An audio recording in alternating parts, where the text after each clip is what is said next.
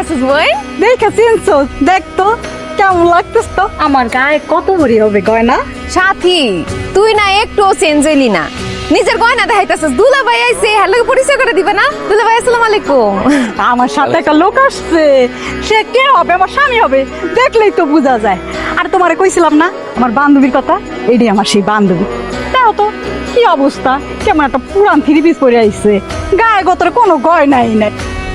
আমার গয়নাগাটি আছে, 40 ভরির উপরে আছে। আমার স্বামী তো প্রত্যেক সপ্তাহে আমারে গয়নাগাটি কিনা দেয়, নতুন নতুন সেট কিনা দেয়, শাড়ি কিনা দেয়। তাই নাকি?